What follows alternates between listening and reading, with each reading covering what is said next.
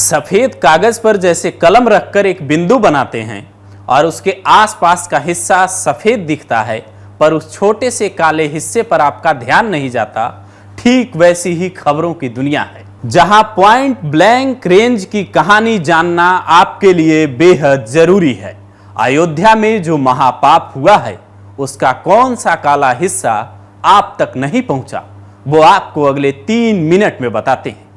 अयोध्या में भयंकर पाप करने वाला मोइन खान सलाखों के पीछे है, लेकिन उसकी जिंदगी का अध्याय कितना काला है।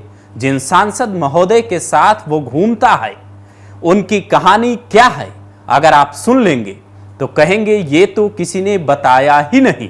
ये इतिहास में शायद पहली बार होगा जब किसी आरोपी के साथ फोटो आने पर नेताजी भी नप सकते हैं। इसीलिए जो अवधेश प्रसाद घटना के बाद अंग्रेजी बतिया रहे थे, कह रहे थे आई डोंट नो, वो कहने लगे मैं मोइन खान को जानता ही नहीं, मेरे साथ फोटो खिंचवाने तो हजारों लोग आते हैं।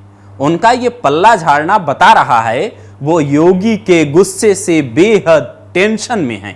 सीएम योगी ने इस मामले में महिला और उसकी बेटी से मुलाकात कर यह आश्वासन दिया है कि आरोपियों के खिलाफ सख्त एक्शन होगा, किसी को नहीं छोड़ेंगे।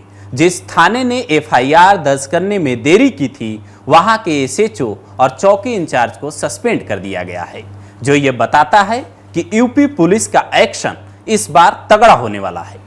वैसे भी योगी के लिए किसी बड़े आदमी पर एक्शन लेना ठीक वैसा ही है जैसे एक दारोगा के लिए आम आदमी पर एफआईआर दर्ज करना। किस कानून के तहत सांसद महोदय तक जांच की आंच पहुंच सकती है और उनका भी काला चिट्ठा खुल सकता है, इस बात पर हम आएंगे, लेकिन उससे पहले सुनिए मोइन खान के साथ क्या होने वाला है। योगी की पुलिस मोइन खान की जमीन की पैमाइश करवा रही है। जिस बेकरी दुकान में उसने लड़की के साथ गलत किया है, उस दुकान की एक ईंट भी अगर अवैध पैसे से बनी निकली या जमीन अवैध कब्जे की मिली तो बुलडोजर चलना तय है और फिर यह पता किया जाएगा कि मोइन की संपत्ति बढ़ाने में किसका हाथ है। मोइन खान की शक्ल बताती है कि उसके शांत चेहरे के पीछे कई काले किस्से छिपे हैं। किस किस लड़की को अब तक उसने अपना शिकार बनाया है, इसकी फाइल खुलनी बाकी है। पर सवाल यह है कि सांसद महोदय का अब क्या होगा। जब आप संविधान के पन्ने पलटते हैं तो उसमें आईपीसी, जो कि अब भारतीय न्याय संहिता हो चुकी है, उसकी धारा 212 मिलती है, जिसमें साफ साफ लिखा है किसी अपराधी को अगर आप शरण देते हैं तो आपके ऊपर न सिर्फ मुकदमा हो सकता है बल्कि आप जेल भी जा सकते हैं।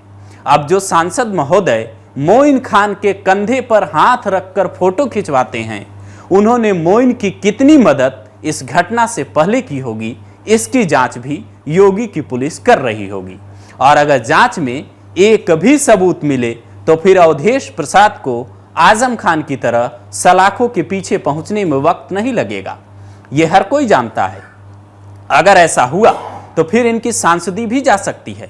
हालांकि सांसदों का एक विशेषाधिकार भी होता है जिसके जरिए सत्र चलने के दौरान उन्हें गिरफ्तार नहीं किया जा सकता, पर ऐसा नहीं है कि सांसदों पर गाज नहीं गिर सकती। बिहार के बाहुबली शहाबुद्दीन का उदाहरण इस मामले में सबसे बड़ा है। जब साल 2005 में बिजली चोरी की केस की जांच कर रही बिहार पुलिस दिल्ली पहुंच गई थी। यहां कई दिन तक डेरा डालने के बाद शहाबुद्दीन को पुलिस ने सरकारी आवास से गिरफ्तार किया था। अगर सत्ता आपके खिलाफ हो तो आप पर एक्शन कितना तेज हो सकता है, ये बड़े बड़े बाहुबलियों की कहानी सुनकर आप अंदाजा लगा सकते हैं। चुनावी हलफनामे में दी गई जानकारी जो हमें mynetainfo.com पर मिलती है, उसके मुताबिक अवधेश प्रसाद के खिलाफ अयोध्या के इनायत नगर थाने में आईपीसी की धारा 188 के तहत मुकदमा दर्ज है। इसके अलावा अगर पुलिस को शक हुआ तो इनकी संपत्ति की जांच भी हो सकती है। आगे क्या होगा वो देखा जाएगा। फिलहाल आप अपनी सुरक्षा स्वयं करें, क्योंकि किसी शायर ने कहा है, हाथ आंखों पर रख लेने से खतरा नहीं जाता, दीवार से भूचाल को रोका नहीं जाता।